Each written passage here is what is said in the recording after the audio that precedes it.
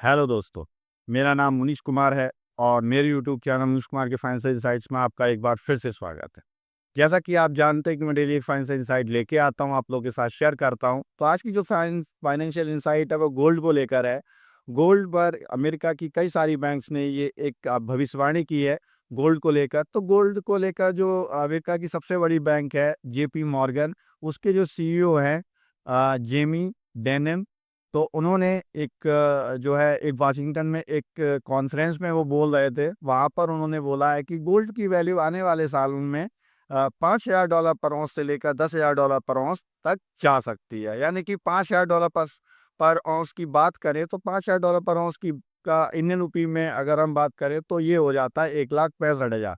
यानी कि आने वाले साल में 1,65,000 से लेकर और ये 3.5 लाख तक भी गोल्ड की वैल्यू जा सकती है। और वहीं पर वो जो जेपी मॉर्गन के जो सीईओ हैं जेमी डेनिम, वो हमेशा से गोल्ड को ना लेने की, यानी कि गोल्ड में अ, अपना कम एलोकेशन रखने की हमेशा एडवोकेसी करते रहे। वो हमेशा कहते रहे कि गोल्ड को केवल उतना ही लेना चाहिए जितना कि वो केवल हेज के लिए यूज हो सके। और एक दूसरी फर्म है सिटाडल। सिटाडल के संस्थापक जो ग्रिफिन है, ग्रिफिन ने भी बोला है कि डॉलर की अपेक्षा गोल्ड जो है वो ज़्यादा मजबूत हो रहा है और गोल्ड जो है वो डॉलर की अपेक्षा ज़्यादा स्टेबल हो रहा है।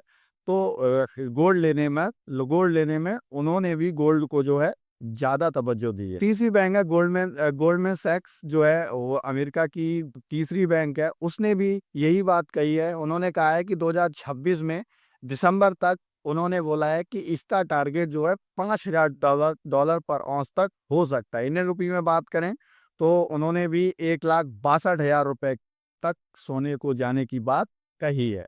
उन्होंने तीनों बैंक्स ने जो गोल्ड के ऊपर ये बात कही है, ये तीन परिप्रेक्ष्य में कही है। एक तो जो वैश्विक स्तर पर जो अस्थिरता चल रही है उसके कारण ये गोल्ड की वैल्यू लगातार बढ़ रही है। दूसरी जो है वो राजनीतिक जो उथल-पुथल चल रही है उसकी वजह से गोल्ड की वैल्यू लगातार बढ़ रही है। और तीसरा जो कारण है वो है सेंट्रल जो बैंक्स हैं उनकी बाइंग।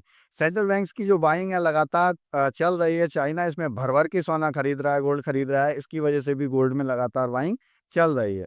चौथे जो एक राइटर हैं रॉबर्ट कियोसाकी, जिन्होंने कई सारी बुक्स लिखी हैं, जिनमें एक है रिच डैड पुअर डैड है या इन्वेस्टमेंट माइंड्स है। कई सारी बुक्स हैं उन्होंने लिखी हैं। तो उन्होंने भी इस डॉलर को ना लेकर बल्कि उन्होंने फिजिकल एसेट्स में जैसे कि गोल्ड है, क्रिप्टो करेंसीज है, इनमें पैसा लगाने की बात कही है, इनमें इन्वेस्टमेंट करने की बात कही है। उन्होंने कहा है कि जो पेपर मनी है वहां से दूर रहें और जो फिजिकल एसेट्स हैं उनकी ओर जाना सही होगा। आने वाले समय में उन्होंने तो इतना तक कह दिया है कि आने वाले समय में डॉलर काफी वीक हो सकता है और जो फिजिकल एसेट्स हैं, गोल्ड, सिल्वर या और जो कमोडिटीज हैं या फिजिकल एसेट्स हैं, उनके दाम बहुत तेजी से आगे बढ़ सकते हैं और प्रॉपर्टीज के दाम भी आगे काफी अप्रिशिएट हो सकते हैं।